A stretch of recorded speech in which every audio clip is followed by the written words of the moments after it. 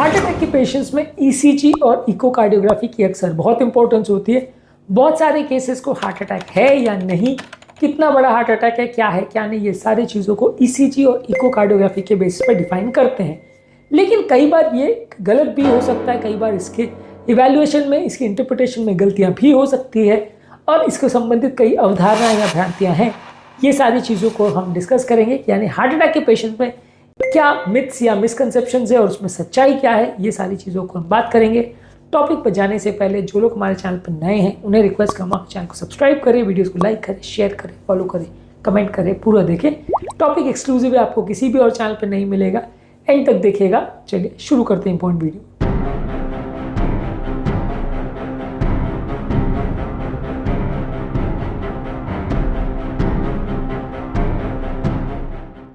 सबसे पहला अवधारणा यह है कि लोगों को लगता है कि नॉर्मल ईसीजी या नॉर्मल इको आ गया तो हार्ट अटैक नहीं हो सकता, हार्ट अटैक रूल आउट हो जाता है।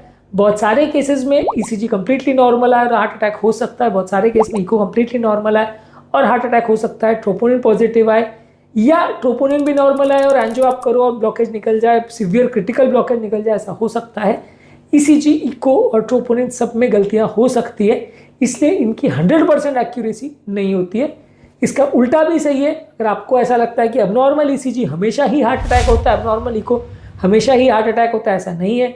बहुत सारे केस में दूसरी ऐसी बीमारियां हैं जैसे हाइपरटेंशन है या हार्ट के कोई इन्फेक्शन या इन्फ्लेमेशन या दूसरी ऐसी बीमारियां हैं जहाँ पे दूसरे कारणों से भी ईसीजी में चेंजेस मिल सकते हैं, इको में चेंजेस मिल सकते हैं, पंपिंग लो मिल सकता है, लेकिन पेशेंट को कोई भी हार्ट अटैक ना हो, एंजियो पूरी तरह से नॉर्मल है, ऐसा हो सकता है। इसलिए नॉर्मल या एबनॉर्मल ईसीजी आपको एक्यूरेटली बता देगा कि अटैक है या नहीं, ये अवधारणा है और काफ़ी बारी गलत साबित हो सकता है। इसके अलावा कुछ लोग को लगता है कि ईसीजी में एसटी एलिवेशन का जो पैटर्न है, यानी कि जिसमें बेसलाइन से एसटी सेगमेंट एलिवेट हो जाता है, जो कि बड़ा हार्ट अटैक माना जाता है, ये हमेशा बड़ा हार्ट अटैक ही होगा और इसमें कुछ और गलती नहीं हो सकती। पर बहुत सी ऐसी बीमारियां जैसे pericarditis, left bundle branch block, ventricular aneurysm और अर्ली रिपोलराइजेशन, जिसमें अगर आपको अटैक ना भी हो तो भी ईसीजी में क्लियर कट एसटी एलिवेशन देखने को मिल सकता है। यदि आप इसको प्रॉपर तरीके से इंटरप्रेट नहीं करते तो आप पेशेंट को अननेसेसरी हार्ट अटैक का ट्रीटमेंट चालू कर दोगे और वो गलत हो सकता है। इसके अलावा कुछ बीमारियां जैसे पल्मोनरी एम्बोलिज्म और इलेक्ट्रोलाइट इंबैलेंस, खासकर पोटेशियम ज़्यादा होने पे भी एसटी एलिवेशन देखने को मिल सकता है, जो कि ईसीजी वाइज आपको हो सकता है हार्ट अटैक जैसा दिखाई दे। पर इसमें जब तक आप इको नहीं करो या बाकी चीज़ों को नहीं करो, काफ़ी बार आप गलत साबित हो सकते हो। अगला इंपॉर्टेंट मिथ है कि इकोकार्डियोग्राफी में हार्ट का पंप फंक्शन अगर खराब मिल रहा है तो वो हार्ट अटैक है, नहीं है तो हार्ट अटैक नहीं है। ये भी पूरी तरह से गलत है, क्योंकि कई बार छोटा या माइनर अटैक हो तो इको पूरी तरह से नॉर्मल भी हो सकता है और बहुत सारे ऐसे कारण हैं जिसमें हार्ट का पंपिंग बहुत वीक भी हो सकता है और पेशेंट को हार्ट अटैक ना हो। ज़्यादातर तरह के हार्ट फेलियर जिसमें बगैर ब्लॉकेज के हार्ट फेलियर होता है, वहाँ पे बगैर हार्ट अटैक के या बगैर हार्ट का ब्लॉकेज हुए भी लोगों की पंपिंग बहुत कम, इवन 15-20% तक भी आ सकती है और नलियाँ बिल्कुल नॉर्मल है, ऐसा भी हो सकता है। इसलिए इकोकार्डियोग्राफिक पिक्चर पर हमेशा आप एक्यूरेटली इंटरप्रेट कर पाओगे कि ब्लॉकेज है या नहीं, अटैक है या नहीं। ये कई बार गलत होता है और दोनों ही चीज़ें सही या गलत हो सकती है। इको पूरी तरह नॉर्मल और हार्ट अटैक हो, ऐसा भी हो सकता है, और इको में बहुत फेलियर हो और हार्ट अटैक ना हो, ऐसा भी हो सकता है। इसके अलावा यदि आप ये सोचते हैं कि ईसीजी को अपने आप में सफिशिएंट है बताने के लिए हार्ट अटैक है या नहीं, तो इसमें कई बार गलतियाँ हो सकती है। इसमें कई बार ऐसे पैटर्न्स हो सकते हैं जो आपको बहुत ज़्यादा कंफ्यूज करें। कई बार ट्रोपोनिन करना पड़ता है, ट्रोपोनिन से आपको एडिशनल इन्फॉर्मेशन मिलती है और फाइनली बहुत सारे केस में एंजियो भी करना पड़ता है, जो कि आपको कंफर्म करता है। कई बार एंजियो करने के बावजूद भी पूरा डिसाइड कर पाना मुश्किल हो जाता है कि हार्ट अटैक है या नहीं। इसीलिए ईसीजी, इको के बेसिस पे 100% गारंटी कह पाना मुश्किल है कि हार्ट अटैक है या नहीं। बहुत सारे केसेस में दूसरे इन्वेस्टिगेशन से कोरिलेट करके फिर आप पेशेंट को फाइनल बता पाते हो कि अटैक है नहीं और ट्रीटमेंट स्ट्रैटेजी उसके बेसिस पर डिसाइड होती है।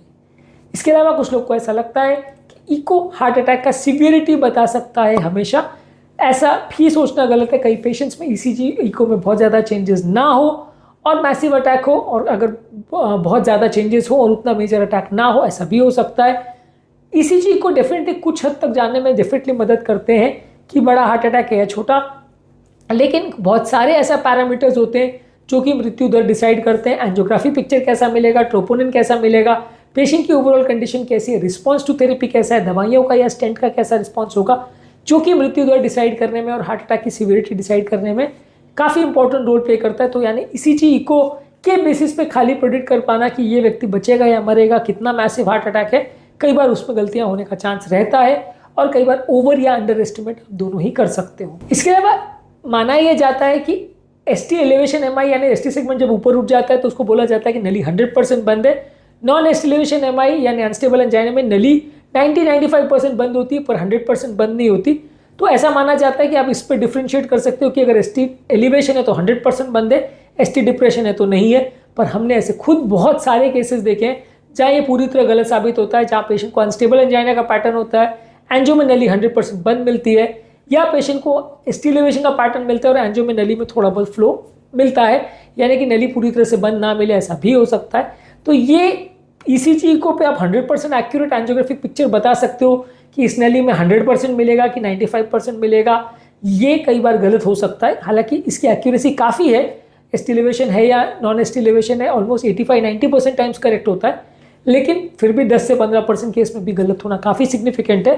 तो नली की सिचुएशन आपको एंजियो में कैसी मिलेगी वो एक्यूरेटली ECG इको पे बता पाना कि वो 100 है कि 90 है कि 80 है वो पॉसिबल नहीं है, काफ़ी बार गलत हो सकता है। इसके अलावा ECG इको के बेसिस पे आप फ्यूचर हार्ट अटैक को प्रेडिक्ट कर सकते हो, ये सोचना भी गलत है। ECG इको पूरी तरह से नॉर्मल हो ऐसा हो सकता है और पेशेंट को अगले दिन या अगले घंटे में भी हार्ट अटैक आ जाए, ऐसा भी हो सकता है। और ECG को पे प्रॉब्लम्स होने के बावजूद भी पेशेंट को सालों साल हार्ट अटैक ना, ऐसा भी हो सकता है। तो ECG इको के बेसिस पे फ्यूचर हार्ट अटैक को भी प्रेडिक्ट करना उतना एक्यूरेट नहीं है। ज़्यादा एक्यूरेट उसमें ब्लॉकेज की सीवियरिटी या ट्रेडमिल का एस्टिमेशन, ये ज़्यादा एक्यूरेट होता है और ये ज़्यादा अच्छा आपको बता पाता है। हालांकि इवन एंजियो में भी गलतियाँ हो सकती है और एंजियो के बेसिस पे भी अगर आप किसी पेशेंट को बोलते हो कि आपको इतने दिनों में इतना चांसेस है हार्ट अटैक आने का, तो वो भी गलत हो सकता है। इवन 90-95% ब्लॉकेज होना भी हार्ट अटैक की गारंटी नहीं होता है। कई पेशेंट उसके साथ भी कई साल निकाल देते हैं और कई पेशेंट्स को 50-60% ब्लॉकेज में भी जल्दी हार्ट अटैक आ जाएगा, ऐसा हो सकता है। तो इसलिए ये बीमारी पूरी तरह से प्रेडिक्टेबल नहीं है। इवन एंजियो करने के बावजूद भी 100% प्रेडिक्ट करना मुश्किल है। इसके अलावा ECG इको काफ़ी केसेस में early stages of heart attack में पूरी तरह से नॉर्मल भी हो, ऐसा भी हो सकता है। हालांकि काफ़ी केस में early stage of heart attack जब नली तुरंत बंद होती है तो चेंजेस मिल जाते हैं, लेकिन काफ़ी केसेस में 1-2 घंटे बाद भी चेंजेस आए या काफ़ी देर बाद चेंजेस आए, ऐसा भी हो सकता है, काफ़ी लेट भी आ सकते हैं। तो इसलिए ECG इको अर्ली स्टेजेस में काफ़ी बार गलत हो सकते हैं। ये भी इंपॉर्टेंट बात है, इसको ध्यान रखने की ज़रूरत है कि हार्ट अटैक आया, आपको दर्द हुआ, आप तुरंत गए हॉस्पिटल में, ECG इको नॉर्मल आ गया, आप घर आ गए और बाद में पता चला वो अटैक था, ऐसा हो सकता है। इसलिए वहाँ पे थोड़ा देर रुकना और रीचेक करना ज़रूरी है। इसलिए सीरियल ECGs का कॉन्सेप्ट होता है कि हर आधे घंटे में ECG रिपीट करिए ताकि आप हार्ट अटैक को ज़्यादा पिकअप कर सके, मिस ना करें। इसीलिए ECG को पहला ECG को नॉर्मल आना हार्ट अटैक का पूरी तरह रूल आउट करे ऐसा ज़रूरी नहीं है। सीरियल ECG इको करना ज़रूरी है, वो ज़्यादा आपको एक्यूरेटली बता सकता है कि हार्ट अटैक है या नहीं। नॉर्मल ECG या नॉर्मल इको होना पूरी तरह से हार्ट अटैक को रूल आउट नहीं करता, खासकर छोटे अटैक को या अर्ली स्टेजेस में हार्ट अटैक को।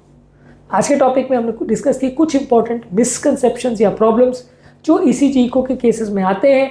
यदि हम इनको यूज़ करते हैं हार्ट अटैक के इंटरप्रिटेशन के लिए, ये देखने के लिए कि कौन सा हार्ट अटैक है, कितना बड़ा हार्ट अटैक है, मृत्यु दर कैसा है, सिवियरिटी कैसी है, ये सारी चीज़ों में अक्सर ECG को कई बार गलती कर जाते हैं, जिसके कारण से इनकी क्रेडिबिलिटी उतनी ज़्यादा नहीं रहती।